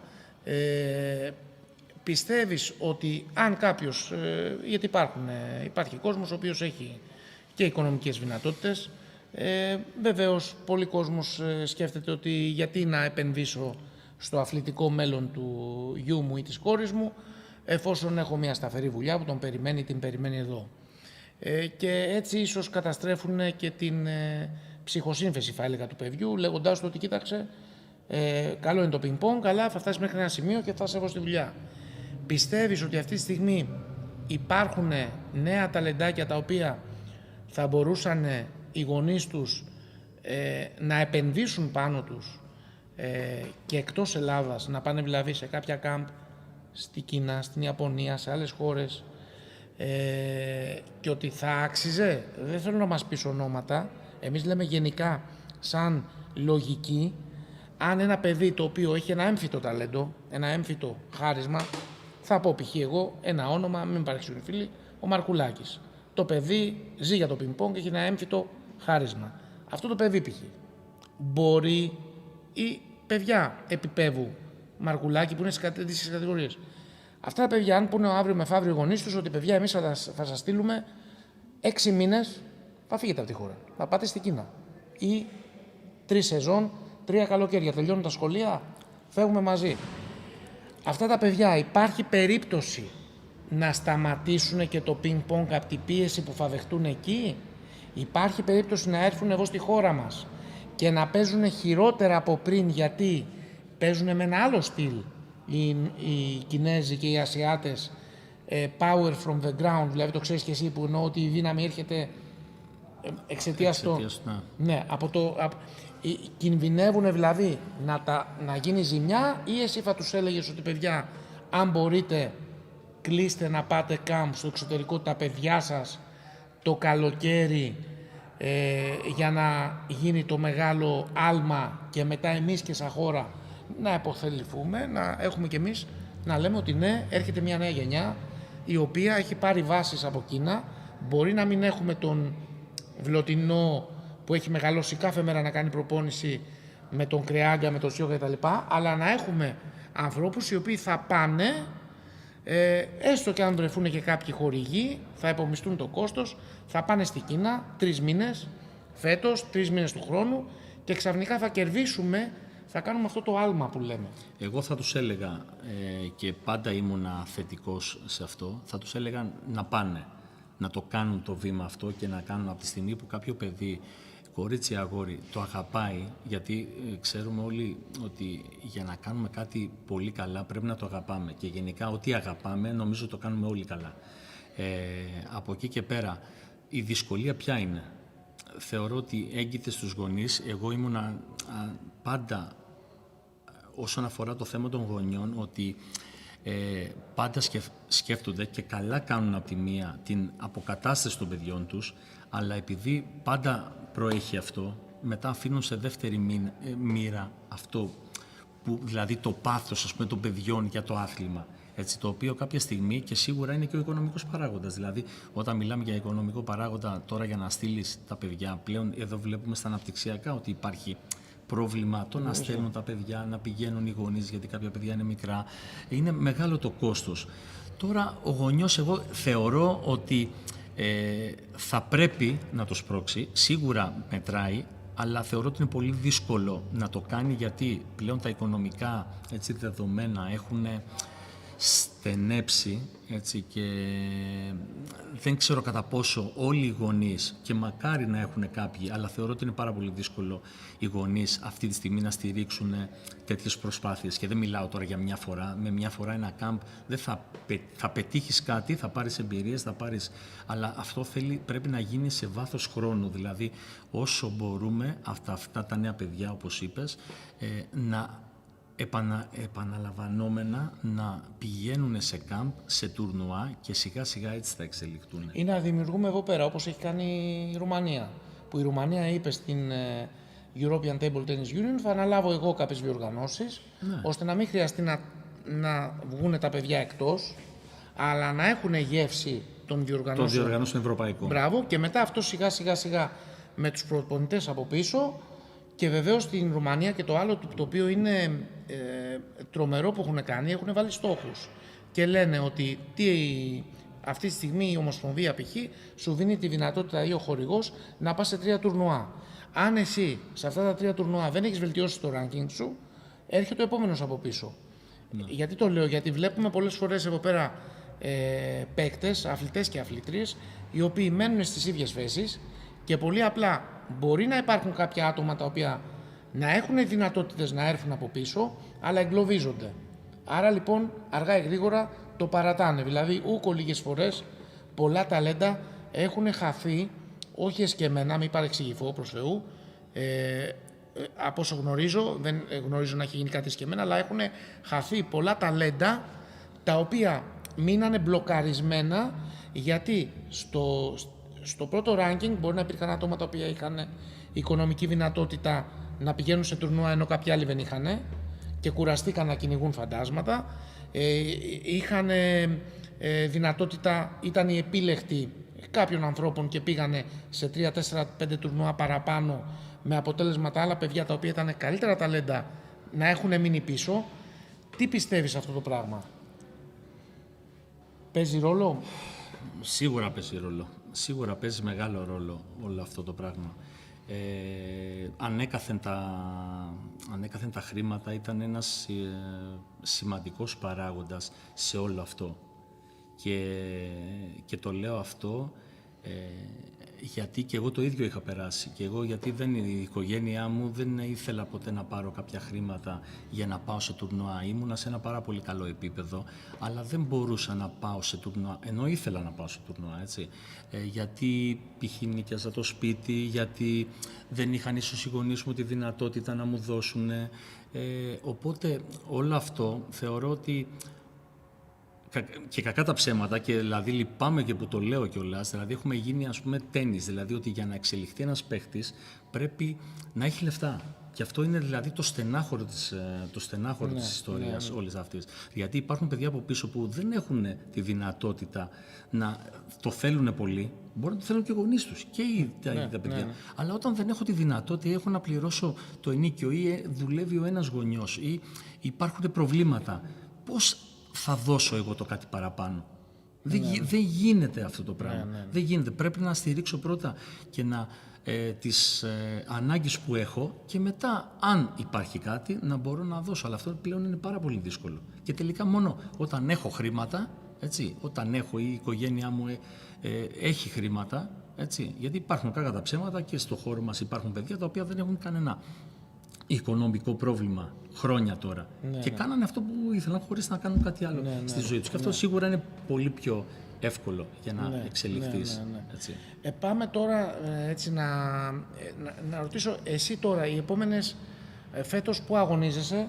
Φέτος αγωνίζομαι στον Ταύρο, στην Α2 κατηγορία. Συγχαρητήρια κιόλας, τρομερή επιλογή και σας βλέπουν για Α1 του χρόνου πρώτα Θεός, γιατί όποια ομάδα παίρνει ο Γιάννης ο Μπλοντίνος, συνήθως 9 10 ανεβαίνουν Α1. Εντάξει, αυτό δεν είναι. Συμμετέχει με την παρέα, είναι όλη η ομάδα. Εγώ βέβαια. Θα προσπαθήσω όπως προσπάθησα αλλά για 2 χρόνια. Αλλά δίνεις δυναμική. Αυτό που θέλω να πω είναι, εγώ πέρσι σε είδα και με τον Καρακάσεβιτς και με την Κεφαλονιά. Είναι άνθρωπος θετικός, θετικής ενέργειας και δίνεις ενέργεια. Είναι βασικό και αυτό, γιατί υπάρχουν παίχτες οι οποίοι μπορεί να είναι ο άλλος μέσα στην αρνητική ενέργεια. Όχι, εσύ δεν κοιτάς το εγώ σου, κοιτάς την όλη. Σε Δηλαδή, καμία περίπτωση. Μπράβο, ακόμα και πέρσι π.χ. που είχες άτυχες στιγμές σε αγώνες, δηλαδή μπορεί να έχεις χάσει ένα παιχνίδι, μετά πήγες με τόσο θετική ενέργεια, πέρα να σου πω και η χαρά που παίρνουν τα νέα παιδιά που είναι όνειρο για αυτούς και όραμα να παίζουν μαζί σου. Δηλαδή εγώ όταν παίξαμε μαζί και αντάλλαξα 3 μπαλιές, από τη χαρά μου, τη τιμή μου, ήταν ασύλληπτο το πράγμα ότι παίζω και ότι γύρισα μία μπαλιά, γιατί δεν μπορούσα να γυρίσω άλλη, τις άλλες με έβαλες, με τελείωσες, τι να πιάσω, να πιάσω την μπάλα να στηβώ στο χέρι, αφού παίζεις τέλεια. Αλλά η χαρά μου που έστω για μία μπαλιά αλλάξαμε ήταν όνειρο και είναι μεγάλη και η χαρά των νέων παιδιών που θα δώσουν όχι 150%, 300% για να παίξουν μαζί σου και να δείξουν σε σένα ότι αξίζουν, γιατί πολλά σε βλέπουν που είσαι δάσκαλος και στα δάσκαλο και θέλουν να σου δείξουν όχι με μίσος, με αγάπη, ότι κοίταξε κύριε Γιάννη, σας πήρα ένα σετ π.χ. Ναι. Πώς το βιώνεις αυτό? Γιατί αυτό είναι πολύ τιμητικό. Δηλαδή αυτό το πράγμα, το να ξέρεις ότι θα παίξουν μαζί μου 5 παιδιά τώρα στην Α2, τα οποία τα έχεις μεγαλώσει από πιτσιρίκια και τα οποία θα θέλουν να παίξουν για να σου πούνε, κύριε Γιάννη, κοιτάξτε, καλά έπαιξα μετά. Σίγουρα είναι τιμητικό, αλλά απ' την άλλη αυτό κρύβει και μια παγίδα.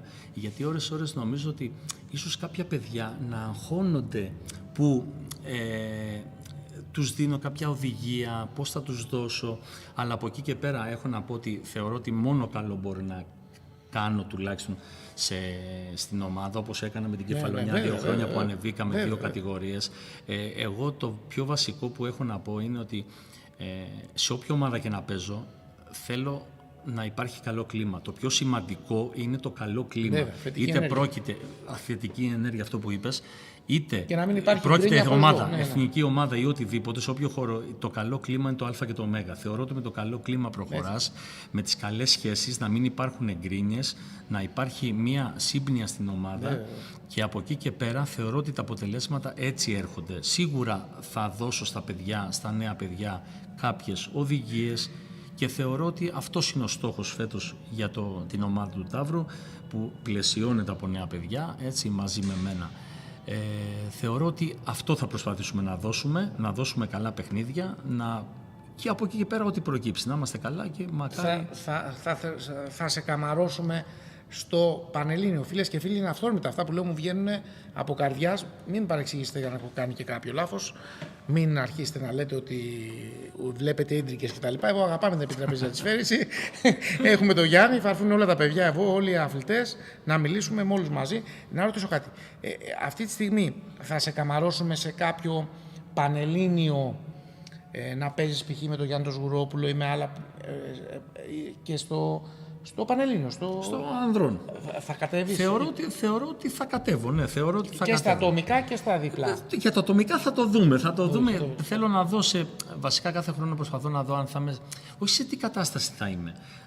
Γιατί καταλαβαίνεις, τα χρόνια περνάνε και το σώμα κουράζεται. Ναι, αλλά εσύ είσαι δύναμη. Εντάξει, όσο και προσπαθούμε να κρατήσουμε ένα καλό επίπεδο και στο σώμα μας και στο επίπεδο τέλος πάντων, αλλά το θέμα είναι κατά πόσο μπορεί το σώμα να ανταπεξέλθει, δηλαδή στη συγκεκριμένη χρονική περίοδο, αν μπορώ να είμαι έτοιμος να βγάλω κάποια παιχνίδια. Γιατί απλά. Το βιολογικό ρολόι μου λέγει ο Κρεάγκα. Του έλεγα του Καλίνικου Κρεάγκα, σε παρακαλώ πολύ. Άφησέ μας να χαρούμε, να σε απολαύσουμε με τον Οφτσάροφ. Γιατί ο Οφτσάροφ, μια παρένθεση τώρα, να το πω φίλε να το ξέρετε, είχαμε βγει έξω για φαγητό με τον Οφτσάροφ και μου έλεγε ότι ήθελε να παίξει, όχι για να κερδίσει, γιατί για τη στιγμή, δηλαδή όταν παίζεις με έναν αθλητή, ο οποίος είναι θρύλος, όπως είναι ο Γιάννης ο Βλοντινός, όπως ο Καλίνικος Κρεάγκα, παίζεις για τη στιγμή, όχι μόνο για τη νίκη. Ο Δημήτρη Οφτσάροφ λοιπόν ήθελε να αντιμετωπίσει σε έναν αγώνα τον Καλίνικο Κρεάγκα και να του σφίξει το χέρι, γιατί από τη χαρά του που μεγάλωσε με τέτοιες εικόνες, πώς εμείς τώρα έχουμε μεγαλώσει με εικόνες τις δικές σας και σας βλέπουμε, από αυτή τη χαρά. Και να ρωτήσω τώρα, πάμε τώρα, τελείωσε το κομμάτι της ΕΦΟΕΠΑ, πάμε στο ΠΟΦΕΠΑ. Πανελλήνιος Όμιλος Φίλων Επιτραπέζιας Αντισφαίρησης, κάνουν ένα υπέροχο έργο, το οποίο βεβαίως μακάρι να μπορούσα να το καταγράφω όλη την ώρα, δεν είναι πολύ δύσκολο κάθε Σαββατοκύριακο να είμαι εκεί, όμως έχω πει ότι θα στηρίξουμε το ΠΟΦΕΠΑ στο τέλος φέτος που θα γίνει, στις αίθουσες κτλ. Εκεί πέρα τώρα στην ομάδα, εδώ είναι το μεγάλο το ερώτημα. Στην ομάδα φέτος υπάρχει περίπτωση να έρθει και ο Ντανιέλο Τσιόκας. Στην ομάδα τη δικιά σας. Έχει ακουστεί, δεν το υπάρχει, λέμε. Αυτή η ομάδα μπορεί να χτυπήσει την ομάδα του Τάσου του Ρινιώτη που είναι η άλλη ομάδα, δηλαδή να δούμε πιο ανταγωνιστικές έτσι μάχες. Δηλαδή μπορεί φέτος να το πάρετε, να γίνουν πιο δυνατές μονομαχίες. Αν έρθει ο Ντανιέλ, σίγουρα ο Ντανιέλ είναι ένας παίχτης ο οποίος σίγουρα μπορεί να κοντράρει τους παίχτες του. Γιατί στην άλλη ομάδα, συγγνώμη, έχουμε τον Κώστα Παπαγεωργίου, Αναστάσιο Ρινιώτη, Κωνσταντίνο Βατσακλή, τον Δημήτρη Παπαδημητρίου και τον Κλάουδιο τον Κύρου. Ναι. Και μετά εσείς είστε Ιωάννης Βλωτινός, Ντανιέλ Τσιόκας, Γιάννης Κορδούτης, ο Τέιλε, ο Διακουμάκος και ο Λουκάς ο Γιαλούρης. Ναι. Δεν είναι τόσο τεράστιο το χάσμα. Δηλαδή μπορεί να γίνει. Αν δηλαδή ο Ντανιέλ βγάλει. Θεωρώ ότι αν ο Ντανιέλ είναι σε μια καλή κατάσταση, Ναι, γιατί ναι. δεν γνωρίζω αν κάνει προπόνηση, τι προπόνηση κάνει Ναι, ας πούμε, ναι, ναι. στο τέτοιο μαζί με την ομάδα στο Κατάρ. Εντάξει, τουλάχιστον θα είναι ένα παιχνίδι. Ναι. Τώρα, πέρα από τις νίκες και τις ήττες, έτσι, Ναι, θεωρώ ότι αυτό που είναι μένει. γιορτή. Ναι, μπράβο. Εγώ δηλαδή, π.χ., αν μου πεις ότι τι σε ενδιαφέρει, γιατί έχω ζήσει αγώνα Ολυμπιακού Παναθηναϊκού, πιστεύω δύσκολα να ξαναβρούμε καλύτερο αγώνα από αυτόν που έγινε με Οφτσάροφ, Λεμπεσόν, Πουκάρ, Ναι, σίγουρα. Γκιόνι, Κωνσταντινόπουλο, Σγουρόπουλο. Τεράστια παιχνίδια. Μπράβο. Οπότε λοιπόν, αν μου έλεγες ότι εγώ θα ήθελα π.χ. σε ένα χώρο σαν το ΣΕΦ όμως να μπορεί να ξεδιπλωθεί το ταλέντο σας άνετα ή σε μεγάλο χώρο στο Βυζαντινό, να έχετε δηλαδή αντί για ένα τραπέζι, δηλαδή στην ουσία να έχετε δηλαδή όσο 5 τραπέζια χώρος για ένα τραπέζι, να είναι στημένα έτσι ωραία με διαιτησία, με κόσμο, με κούτες, να μπαίνουν οι πετσέτες κτλ. Να γίνει μια γιορτή γενικά σε αυτό το παιχνίδι. Ναι, γιατί πραγματικά βλέπω τώρα και τη δουλειά που γίνεται από πίσω στο ΠΟΦΕΠΑ, γιατί π.χ. εγώ σήμερα είμαι εδώ, όταν έμαθα π.χ. μου λέει, μιλάγαμε μαζί στο τηλέφωνο και με αφήνω ότι θα παίζεις, εγώ λέω δεν γίνεται, παρόλο ότι είναι τέλος του μήνα, λέω θέλω να δω, να καμαρώσω το είδωλό μου, τον θρύλο μου, το Γιάννη τον Βλοντινό να παίζει, όχι για να χαρώ και να συνομιλήσουμε. Οπότε βλέπεις ότι αυτή τη στιγμή αν γίνει κάτι τέτοιο είναι μια γιορτή και προσελκύει και κόσμο, ο οποίος κόσμος κάθεται, μας βλέπει, θα δει μετά τη συνέντευξη, τα ωραία μηνύματα που περνάμε. Εκεί πέρα λοιπόν, άρα πάτε για πρώτη-δεύτερη θέση. Ναι. Εγώ τώρα, θα υπάρχει περίπτωση να κατέβεις ή σκέφτεσαι ποτέ να κατέβεις σε ατομικό ΠΟΦΕΠΑ? Δηλαδή στο ΠΟΦΕΠΑ κάνει και νομίζω εκεί... Έχει και ατομικό πρωτάθλημα βέβαια. Σκέφτεσαι να κατέβεις εκεί ή όχι π.χ. στο ατομικό ή σε κάποιο διπλό? Όχι, δεν θα. Στο διπλό είχα κατέβει ναι, με τον Μάριο τον Μαρκόπουλο. Ναι. Είχαμε βγει πρώτοι μετά από έτσι καλές εμφανίσεις. Αξίζατε, ήσασταν υπέροχοι και σας καμαρώσαμε. Και καλά παιχνίδια. Για το ατομικό, όχι, δεν σκέφτομαι να κατέβω. Ναι. Έτσι, ίσως κατέβω, ξέρω εγώ, στο διπλό πάλι, θα το δούμε. Ναι. Αυτό εγώ μου αρέσει και βλέπεις και κατεβαίνω να παίξω, προσπαθώ να τιμήσω και αυτό το θεσμό του ΠΟΦΕΠΑ. Καλά κάνεις. Όσοι ασχολούνται σε αυτό το θεσμό θεωρώ ότι έχουν μία τρέλα η οποία ας πούμε εγώ την αγαπάω αυτή την τρέλα που έχει ο καθένας. Μα ανεβαίνει όλος ο χώρος. Όταν εμείς έχουμε μέσα τώρα στο χώρο, πηγαίνω εγώ τώρα στο Βυζαντινό και βλέπω Παπαγεωργίου, Παπαδημητρίου, εσένα, Τσιόκα. Αυτή τη στιγμή εγώ κάποια στιγμή είχα πει και μου λέγανε μα με γίνεται. Λέω παιδιά, αν πάρουμε τους αθλητές του ΠΟΦΕΠΑ αυτή τη στιγμή, και εγώ πιστεύω ότι εν μέρει αυτό που λέω έχει δίκιο. Έχω δίκιο. Αν πάρω εσένα, Παπαγεωργίου, Παπαδημητρίου, Τσιόκα, Ρινιώτη και πω να κάνουμε μία σύγκριση να δούμε με τους παίχτες της Εθνικής Ανδρών, να κάνουμε έναν αγώνα φιλικό. Και πιστεύω ότι πολλοί από την Εθνική Ανδρών αυτή τη στιγμή, τα νέα παιδιά, κινδυνεύουν να χάσουν, να μην σου πω ότι μπορεί να χάσουν κιόλας και αγώνες, από εσάς. Γιατί ακόμα και σε αυτή την ηλικία εσείς είστε πολύ ανταγωνιστικοί, πολλοί από αυτούς, και ο Παπαδημητρίου παίζει σε πολύ ψηλό επίπεδο και εσύ παίζεις σε υψηλό επίπεδο. Ο Παπαγεωργίου έχει... Το μόνο σίγουρο είναι ότι θα γινόταν πολύ ενδιαφέρον πολύ ενδιαφέρον. Και το είχα προτείνει λοιπόν, όχι σε αυτή τη διοίκηση, στην προηγούμενη. Βεβαίως αρνηθήκανε, μου λέγανε δεν έχουν καμία ελπίδα. Και τότε είχα πει και στον Κώστα τον Παπαγεωργίου, του λέω, μα αυτή τη στιγμή εσείς έχω δει ότι παίζεις πολύ ψηλά. Γιατί δεν αφήνεις να προσελκύσουμε και κόσμο στο ΣΕΦ, η παλιά φουρνιά με τη νέα. Να δούμε τελικά μήπως γίνεται κάτι λάθος στο ΣΕΦ και πρέπει να βελτιωθεί, ή μήπως τελικά το επίπεδο το δικό σας είναι τόσο χαμηλό σε σχέση με τους άλλους. Γιατί εγώ που έχω δει πολλούς αγώνες πινκ-πονγκ, πιστεύω ότι το επίπεδό σας είναι πολύ ψηλό. Δηλαδή αυτή τη στιγμή τα ταύλα τα κρατάει ο Παπαδημητρίου σε πολύ ψηλό επίπεδο. Την κεφαλονιά την κράταγες εσύ μαζί με τον Καρακάσεβιτ σε πολύ ψηλό επίπεδο. Άρα Υπάρχει potential, υπάρχει επίπεδο από εσάς. Ναι, σίγουρα υπάρχει. Και θα ήταν πολύ εύστοχο, δεν ξέρω, όσοι θέλουν, αν τα ακούσουν, να γίνει κάποια στιγμή ένα έστω και φιλικό τουρνουά. Πάμε λοιπόν τώρα να τελειώσουμε λίγο, γιατί μιλάμε και πολλή ώρα. Σε έχω κουράσει, συγγνώμη. Έχω και νερό να σου πω. Γιατί είναι σημαντικό, μιλάω μαζί σου, μεγάλη χαρά. Εσύ τώρα μεμονωμένα, τελείωσε λοιπόν και το κεφάλαιο ΠΟΦΕΠΑ. Συγγνώμη, τώρα ήθελα να πω κάτι για το θεσμό του ΠΟΦΕΠΑ. Ναι. Όταν άρχισα να πηγαίνω στα πρωταθλήματα του ΠΟΦΕΠΑ, πανευρωπαϊκό, παγκόσμιο, πανευρωπαϊκό ξανά, ένας λόγος που πάω είναι πρώτον γιατί έχουμε δημιουργήσει με τα παιδιά κάποιες απίστευτες, δηλαδή μια απίστευτη σχέση με όσους πάμε στα ταξίδια, κάνουμε παρέα. Και είχε, συγγνώμη, είχετε και το παιδί, πώς λέγεται, που έβγαζε βίντεο, πολύ καλό παιδί. Ο Νίκος ο Παπαθεοδόρου. Δεν υπάρχει. Όλα τα παιδιά. Ο Νίκος Παπαθεοδόρου, τι να πω. Όλα τα παιδιά.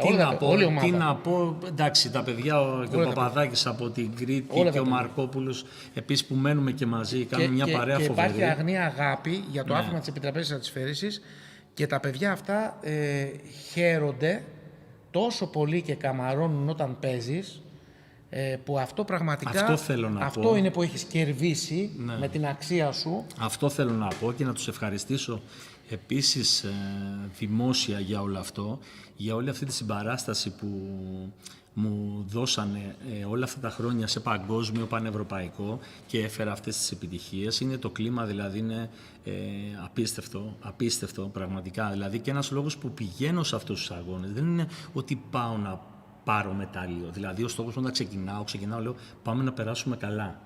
Να κάνουμε τις βόλτες μας, να περάσουμε καλά μία εβδομάδα, 8 μέρες όσο είναι, και μετά το αγωνιστικό. Δηλαδή, περνάμε τόσο καλά που το αγωνιστικό έρχεται μετά. Και σιγά σιγά είναι αυτό που λες, τρώγοντας έρχεται και ανοίγει η όρεξη. Αλλά κυρίως θέλω να τους ευχαριστήσω δημόσια όλους αυτούς που ήμασταν μαζί για τη συμπαράσταση και τη στήριξη που μου... Μα το βλέπω, είστε μια οικογένεια. Δεν υπάρχει. Τώρα ό,τι και να πω για τα παιδιά είναι λίγο. Μπορώ να μιλάω συνέχεια. Έτσι, τους ευχαριστώ απλά για άλλη μια φορά. Να είστε γεροί όλοι. Πάμε λοιπόν τώρα... άρα, πάμε τώρα στο κομμάτι το τι θες εσύ σαν ενεργός αθλητής, και θέλω να σου πω ότι για μένα π.χ. αυτό που κάνεις είναι πολύ σημαντικό. Γιατί πέρα ότι αποτελείς πρότυπο, δίνεις σε όλους εμάς κουράγιο και λες ότι παιδιά μέχρι την ηλικία τη δικιά μου και πιο μετά, βλέπεις π.χ. ο κύριος Πλακαντονάκης δεν σταματάει ποτέ, γερός να είναι ο άνθρωπος. Έχουμε και συνέντευξη η οποία θα παίξει λογικά, αν όχι αύριο, γιατί δεν ξέρω αν θα κάνω τσόλε αύριο, γιατί το κάναμε σήμερα έτσι εδώ πέρα στον Ολυμπιακό, κάναμε το Red Side Live. Μπορεί από εβδομάδα έχουμε και συνέντευξη του κύριου Πλακαντονάκη, η οποία μιλάει για το όραμά του κτλ. Γιατί ο άνθρωπος όσο ζει δεν σταματά ποτέ να ονειρεύεται. Επομένως λοιπόν, όταν βλέπουν τα παιδιά ότι το άθλημα της επιτραπέζιας της φέρησης έχει τεράστιο εύρος, δηλαδή εσύ αυτή τη στιγμή ο στόχος σου, εντάξει, κάνει όλα. Θα πας στο πρώτο Θεός στο παγκόσμιο του χρόνου, στην Κορέα. Ναι. Και έχουμε πει ότι και εμείς θα είμαστε δίπλα στο Γιάννη, γιατί το αξίζει. Εννοείται, τα έχουμε πει, δεν το συζητάμε, θα είμαστε δίπλα. Ποιος είναι όμως ο στόχος εκεί, και αυτό είναι ένα μεγάλο βάρος, γιατί τώρα στο παγκόσμιο στην Κορέα μπορεί ξαφνικά να έρθουν παίχτες οι οποίοι... Ασιάτες είναι πάρα πολλοί, σίγουρα το επίπεδο θα είναι αρκετά υψηλό, γιατί θεωρώ ότι θα έρθουν πολλοί, θα το έλεγα, περίεργοι παίχτες, μπορεί και κάποιοι καλοί παίχτες πάλι, οι οποίοι θα είναι σε πολύ υψηλό επίπεδο. Σίγουρα θα είναι πολύ δύσκολο το... Εσύ πώς σκοπεύεις να προετοιμαστείς γι' αυτό? Π.χ. λέω εγώ, υπάρχει ενδεχόμενο εσύ να πας κάποιο ταξίδι στο εξωτερικό, σε ασιατική χώρα, για προετοιμασία μόνος σου, σαν Γιάννης Βλωτινός, δηλαδή να πεις ότι θα πάω 15 μέρες στην Κίνα ή στην Ασία, ώστε να κάνεις μια προετοιμασία, γιατί εσύ πλέον σε 15 μέρες με τη γνώση που έχεις μπορείς να κάνεις σίγουρα μια προετοιμασία και να πάρεις feedback για ένα χρόνο. Γιατί μόλις μάθεις κάποια πράγματα, δεν ξέρω βέβαια αν... Όχι, αυτό δεν είναι στα σχέδιά μου. Αυτό που σκέφτομαι είναι να συνεχίσω την προπόνηση που κάνω να είναι ακόμα πιο υψηλού επίπεδου η προπόνηση με παίχτες. Προσπαθώ να βρω παίχτες να κάνω προπόνηση για να διατηρήσω τη φόρμα μου, και αυτό που σκέφτομαι είναι ότι μετά το Δεκέμβριο ίσως βρω μία ομάδα στο εξωτερικό που είχα προτάσεις να πάω να κάνω κάποια παιχνίδια, ώστε ακόμα συν τα παιχνίδια με την ομάδα του Ταύρου να με διατηρήσουν και να με κάνουν λίγο να κρατηθώ σε ένα καλό επίπεδο μέχρι το Μάιο. Οπότε μετά θα έχω απλά πολύ μικρό χρονικό διάστημα για να πάω στην Κορέα και να προσπαθώ να είμαι έτοιμος. Κυρίως να είμαστε υγιείς, κυρίως, έτσι. Και σίγουρα στο πλάνο μου αυτό δεν φεύγει από το μυαλό μου, δηλαδή ότι έχω στόχο να κάνω κάτι καλό στην Κορέα. Αυτό είναι το μόνο σίγουρο, δηλαδή θα παλέψω γι' αυτό, έτσι, με όλες μου τις δυνάμεις και όσο το αντέχει, ας πούμε, το σώμα μου. Να ρωτήσω τώρα και τελειώνοντας, έτσι, γιατί δεν... σας είπα, δεν είχα ετοιμάσει κάτι, δεν το είπα από πέρα, λοιπόν. Πώς εσύ τώρα πώς μπορείς στο πρόγραμμά σου και τα κοντρολάρεις όλα αυτά, οικογένεια, υποχρεώσεις, σίγουρα μακάρι όλες οι μέρες να είναι όλων των ανθρώπων καλές, υπάρχουν και μέρες δύσκολες λόγω υποχρεώσεων, γερός να είσαι, πώς όμως μπορείς όλα αυτά και τα κουμπώνεις, δηλαδή τι ώρα ξυπνάς, τι ώρα κοιμάσαι, πιστεύεις π.χ. ότι κάποιος ο οποίος είναι στο επίπεδο το δικό σου με 4 ώρες ύπνο τη μέρα αντέχει, 5, πιστεύεις ότι τι ώρα ξυπνάς? Θεωρώ ότι με το πρόγραμμά μου είναι πάρα πολύ δύσκολο, γενικά και με τη δουλειά μου, με τις 24 ώρες βάσεις ή τις 16 ώρες υπηρεσίες που κάνω, θεωρώ ότι δεν κοιμάμαι καλά, σίγουρα δεν κοιμάμαι καλά.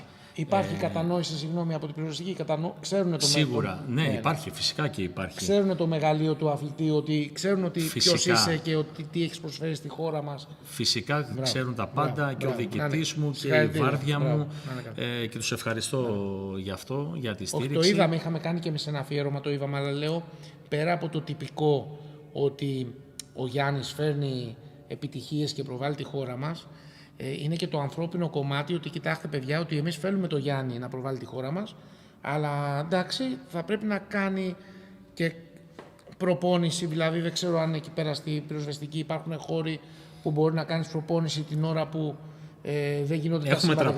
Έχουμε τραπέζι, αλλά σίγουρα όχι, δεν κάνω προπόνηση εκεί.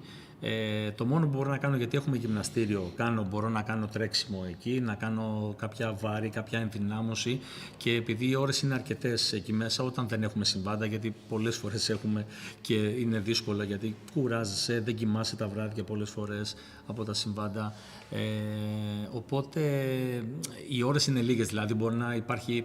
Εντάξει, μια τυπική μέρα που θα δουλεύω, θα πάω από τις 7.30 ώρα το πρωί στη δουλειά και θα τελειώσω την άλλη μέρα στις 7.30.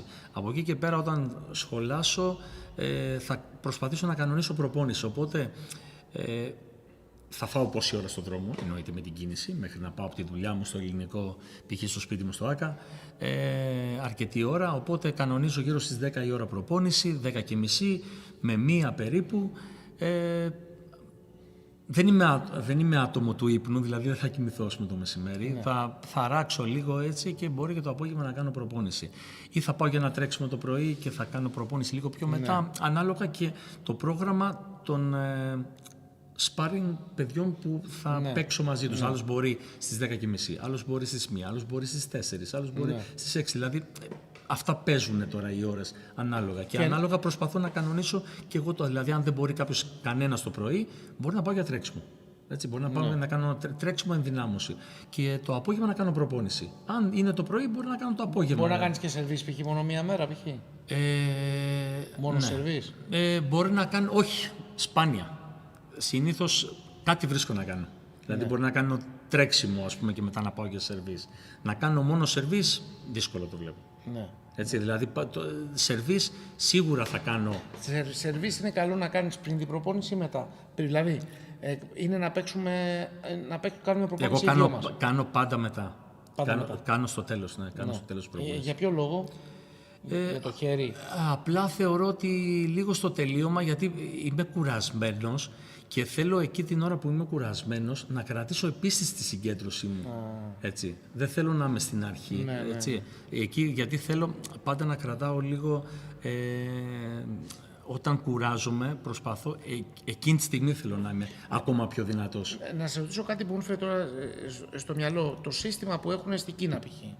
όπου έχουμε την εθνική ομάδα ανδρών γυναικών, την επίσημη ομάδα της Κίνας, δηλαδή έχουμε τους άνδρες και τις γυναίκες στη χώρα μας και ξεκινάνε οι γυναίκες κερδίζοντας τους άντρες 8-5. Και βεβαίως μένει όρθιος αυτός ο οποίος θα φτάσει στους 11. Και έτσι αναγκάζονται λοιπόν οι άντρες, δηλαδή το βλέπαμε με το Μαλόγκ και με τη Τσεν Μέγκ και άλλους, και αναγκάζονται λοιπόν οι άντρες όταν είσαι πίσω π.χ. 3 πόντους ή 4 πίσω από την γυναίκα αθλήτρια, αναγκάζονται να ανεβάσουν επίδοση για να μπορέσουν να πάρουν το σετ. Γιατί αν δεν το πάρουν το σετ, εκεί πέρα ο κόσμος είναι και ζητώ κραυγάς και τα λοιπά. Πώς τα βλέπεις αυτές τις καινοτομίες, αυτά π.χ. τα πράγματα π.χ. στην εθνική ομάδα, λέω εγώ. Αν π.χ. είχαμε τον Γιάννη τον Σγουρόπουλο να παίζει, λέω ένα όνομα, με την Κατερίνα Τόλιου και η Κατερίνα Τόλιου να έχει 9 πόντους ή 8, ο Γιάννης ο Σγουρόπουλος 6. Και όποιος έφτανε στους 11 έπαιρνε το σετ. Αυτό το κόνσεπτ, ναι. θα βούλευε στην εθνική μας? Ή πιστεύεις ότι έχουμε κάποιες προκαταλήψεις ότι δεν μπορούν να βγουν κάποια πράγματα? Δηλαδή στο εξωτερικό βεβαίως γνωρίζουν ότι ο άνδρας έχει πιο πολύ δύναμη από μια γυναίκα, αλλά εξισορροπούν τις καταστάσεις με τέτοιους τρόπους, δηλαδή στην Κίνα.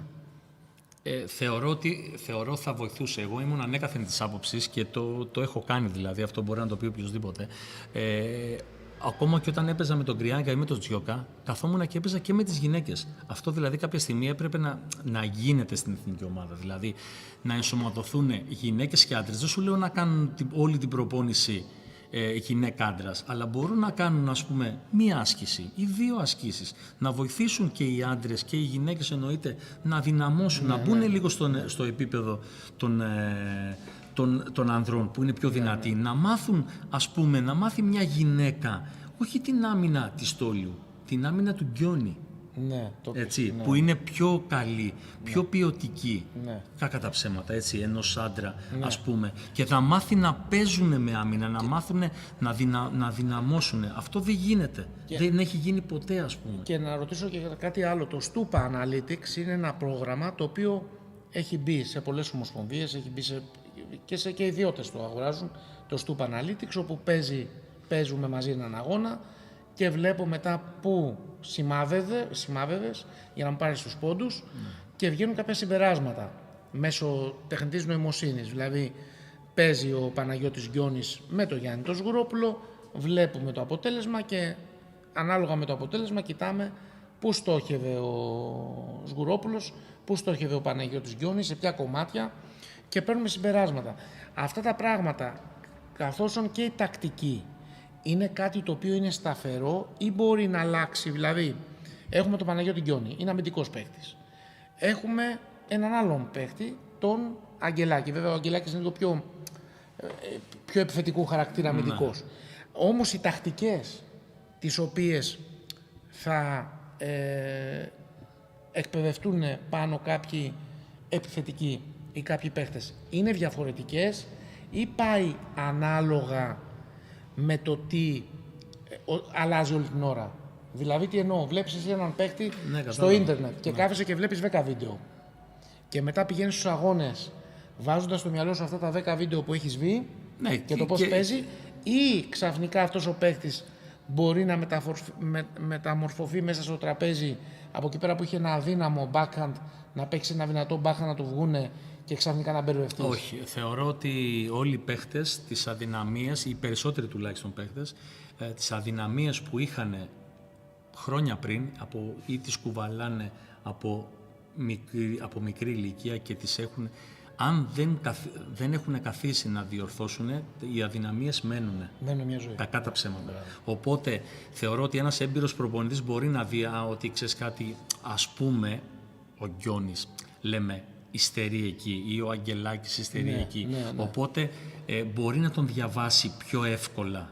Άρα δεν είναι και πολύ καλό, λέμε τώρα, βλέπω πολλές φορές που γίνονται προπονήσεις και βγαίνουν αυτές οι προπονήσεις αθλητών και ομάδων στο διαδίκτυο εντελώς, δηλαδή εξ ολοκλήρου. Ναι. Άρα στην ουσία δίνεις και δύναμη στον ανταγωνιστή να δει σε τι υστερεί ένας παίχτης. Η προπόνηση όμως είναι τελείως διαφορετικό. Είναι τελείως διαφορετικό πράγμα σε σχέση με τον αγώνα, ας πούμε. Δηλαδή, άμα καθίσεις και να δεις έναν αγώνα, τώρα μιλάω για άτομα που γνωρίζουν, έτσι, όχι για άτομα. Για άτομα που γνωρίζουν. Για άτομα που γνωρίζουν το άθλημα, βλέπεις ότι ένας παίχτης υστερεί εκεί. Θα σου πω ένα παράδειγμα σήμερα που έγινε εγώ. Σήμερα και μπορείτε να το δείτε στο βίντεο, γιατί σας λέμε αλήθειες, πραγματικά, και σας κοιτάω στα μάτια, δεν σας λέμε ψέματα και ό,τι και λάθος να κάνουμε γίνεται από καρδιάς, να με συγχωρέσετε. Σήμερα στο σημερινό αγώνα έπαιζε ο Τέιλε με τη Δέσποινα Βάνβουλα. Πήρε κάποια στιγμή, έδωσε κάποιες οδηγίες ο Γιώργος ο Χριστοδωράκης στη Δέσποινα τη Βάνβουλα, θα τις μάθω αύριο, δεν μπορώ να τις πω αυτές το μυστικό, και γύρισε το παιχνίδι. Εγώ δεν περίμενα να κερδίσει τον Τέιλε. Έκανε κάποια πράγματα, κάτι της είπε προφανώς ο Γιώργος ο Χριστοδωράκης, τόσες νίκες έχει φέρει στην Α1, κάτι ξέρει, της είπε και κέρδισε το Τέιλε. Είναι τόσο εύκολο αλλά και δύσκολο, δηλαδή μία λεπτομέρεια μπορεί να αλλάξει όλο το παιχνίδι. Ναι, μπορεί να αλλάξει μία λεπτομέρεια. Ένα πράγμα, μιλάω τώρα για άτομα που γνωρίζουν και μπορούν να πούνε μία λεπτομέρεια και να αλλάξει όλο το παιχνίδι. Δηλαδή, το να παίξω, ας πούμε, βαθιά στο drive από το να παίξω στο κέντρο έχει μεγάλη διαφορά. Έτσι, το να πού θα σερβίρω ή το πού θα αποκρούσω επίσης έχει μεγάλη διαφορά. Εσύ, έπαιζες με τη Βάνβουλα και με έβλεπα την τρίτη παλιά, την είχες στο μυαλό σου πιο πριν, ότι θα την κάνεις παράλληλα, πρόσεξε τώρα, παράλληλα βαθιά, όχι βαθιά, παράλληλα στη μέση βαθιά. Όχι πίσω να μπορέσει να κάνει forehand, δηλαδή όταν έφτανε πίσω στην Δέσποινα, είχε βγει έξω από το τραπέζι, είχε λίγο φάλτσο αριστερό, ήταν τόσο εξασθενημένη που ακόμα και να πήγαινε να τη σηκώσει, δεν σηκωνότανε. Δεν την έκανες βαθιά. Εγώ π.χ. όταν θα κάνω το backhand, που δεν έχω καμία σχέση με σένα, δεν το συζητάμε προς Θεού, δεν το λέω.